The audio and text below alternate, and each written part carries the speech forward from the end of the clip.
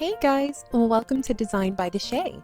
Today I have this round oversized ottoman that I bought for $35. It's a little drab, but I'm going to be turning this into something awesome. So stay tuned to see how I turned this into this.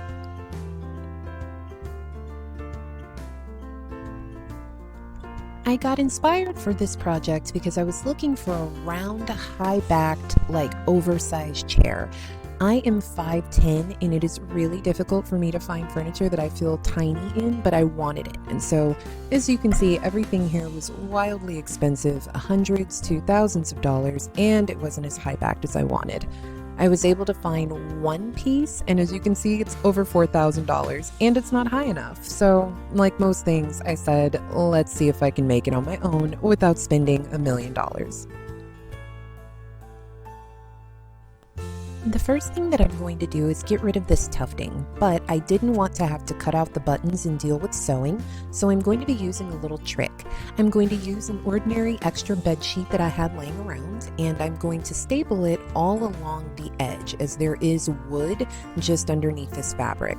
So I'm going to be pulling it tight as I go around. I don't want it so tight that if you sit on it, the staples will pop out, but I don't want you to be able to see the indentions left from the original tufts either. And so I'm just going to staple that into place, cut the excess fabric, and then show you guys what that looks like.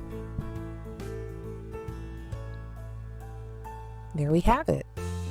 Moving on, I decided that I wanted the chair cushion as well as the lining of the chair back to be a different contrasting color, and I wanted it satin because, well, this is my chair and I wanted it a little fancy. So I am now adding my spray adhesive to that sheet, and I am going to pull this satin really tightly over it.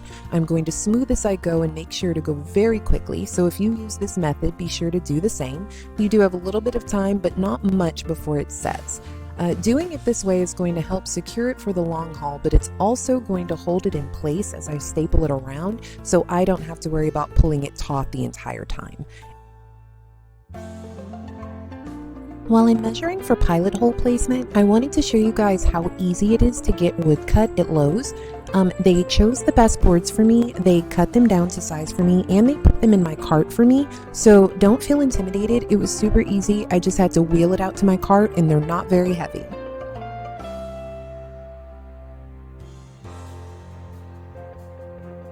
I'm using 2 metal bar stools here as a makeshift sawhorse while I measure and drill my pilot holes into all 18 of these boards. If you have seen my upholstered mini bar flip, then you'll know that you can use a nail to create the pilot holes, but it is a much more cumbersome process, so use a drill bit if you have the opportunity.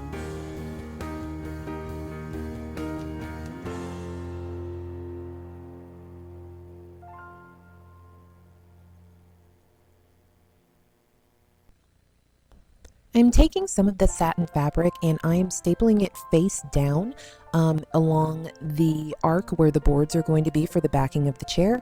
That way, whenever the boards and the backing are in place, I can flip the fabric up and it will be the right side out, as it should be. I'm now drilling my 2-inch wood screws into those pilot holes to get it started. Doing this is going to save you a lot of time and a lot of headache, so go ahead and prep your boards that way first before you start drilling them into the wood around the ottoman. As I said, there are 2 different pieces of wood, some running a little high and some running down lower near the bottom. That's where I measured the pilot holes to, and that is what I'm drilling into. So these babies are secure. They're not going anywhere.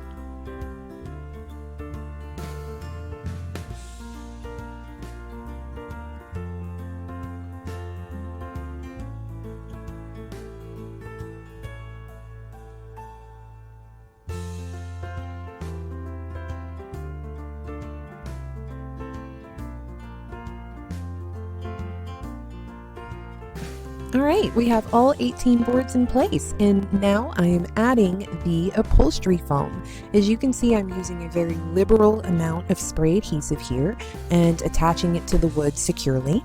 I did have to use 2 different pieces of upholstery foam because the backing is so high. So I got that on and got everything trimmed into place before I draped that satin over the back, and I'm going to staple that in place to those wooden pieces and trim away the excess fabric.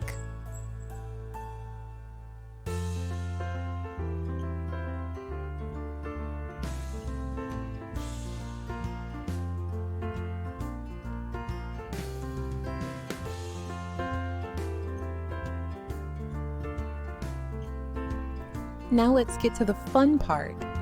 I have seen a million videos of people using pool noodles to upholster stuff, and since I was going crazy on this chair and it's mine, I decided that I wanted to try my hand at it. So the outside of this is going to be draped in this really colorful, pretty, happy fabric that is going to be wrapped around these pool noodles. As you can see, I'm starting by stapling my fabric to the outer edge of that wooden board, and then I'm going to take a pool noodle, I'm going to push it as tight against the edge of that fabric as I can, and then I'm going to staple next to it as closely as I can. When I say tight, guys, I mean tight.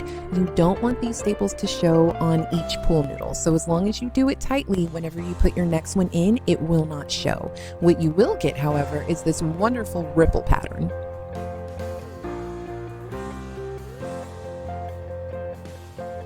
Alright guys, so now we're into the next day. I did run out of fabric and had to buy more. So you can see how I add the additional fabric. I'm just going to staple the edge as close to the previous pool noodle as I can, hiding it underneath, and then I'm just going to keep adding pool noodles as I go. And you're going to continue to do that all the way around. And if you can see here, I didn't notice at the time, but the pool noodles are starting to curve. I'm sure that started a long time ago and I just didn't notice. So there's this bit of a, twisted pattern that's coming. So you'll see as I get to the edge, because it's kind of shifted, I could take the pool noodles all the way to the top. So I did have to cut out little pieces and kind of measure them down into the space and on that curve. It's okay, this kind of worked out because you'll see how it flows into the front. So, if you don't want the twisted look, just make sure that you're keeping your pool noodles straight all the way down, like all the way around as well. Otherwise, you are going to end up with a bit of a curve that you're going to have to work with. Since this is my chair and I kind of liked it, I did not go back and fix it. But if I were going to sell this, depending on what my client wanted, I would have had to redo that, and that would have been about 8 hours worth of work. So just be careful or work with what you've got.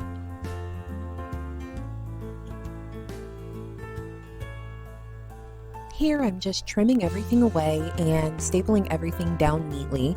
It did take a little bit of extra time to do that because, I'm working with those 3 different sizes of pool noodle and trying to get everything tucked away. Again, like I said, it didn't affect anything too much because that lowest pool noodle is kind of flowing right into the front, where I did take the rest of the pool noodle pattern around that as well. So it kind of looks like it's flowing down into it. So as you can see, I did run out of pool noodles, so I had to cut my remaining ones down to size and then cut them in half to get enough. And I still had to use some upholstery foam for 3 of those pieces, but I do it in a way that it didn't disrupt the ripple pattern. So now I'm just cutting them down to size, and here is the finished product for the moment.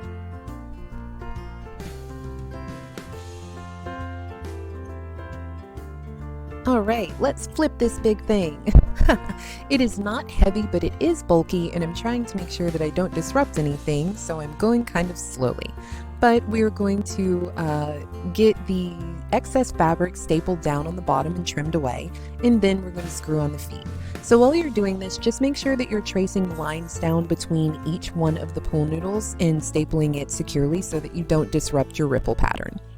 Now let's get the excess fabric trimmed away and get those feet screwed on.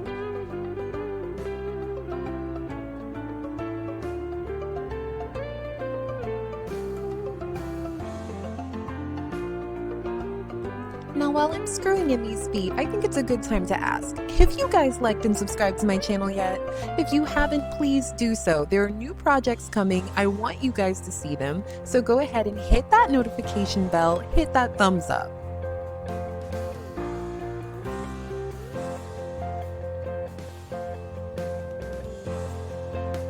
and we're ready for finishing touches. Off camera, I cut an arc out of a cardboard box. I covered it with fabric, and I'm now attaching that with spray adhesive. And now I'm going to take a couple of little pieces of fabric that I just kind of folded in. I'm measuring them to see if they'll fit to cover the pool noodles in the front, and they are. So I'm going to go ahead and use some spray adhesive and secure those down.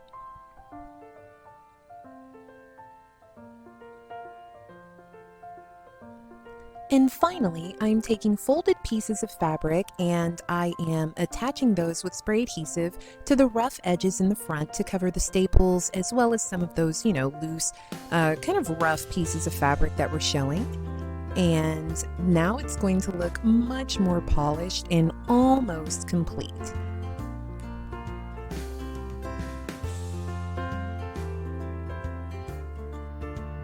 Alright guys, I almost left it like this. I was so over this thing after 2 days, but that curvy wavy top up front was, it was killing me. I thought the character would grow on me, but it didn't. So I ended up moving the chair to the spare bedroom, and I took a piece of the upholstery foam, covered it in fabric, and attached that along the top to give it a much more clean and polished look.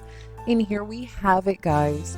Who would have ever thought that that ottoman that I bought for $35 on Marketplace could turn into such a beautiful daybed? I really did surprise myself on this one, and I really honestly am obsessed with it. I cannot wait to hang out in here. It is my little throne, and I'm so happy. Thank you guys so much for watching. I cannot wait to see you on the next one. Have a super awesome day.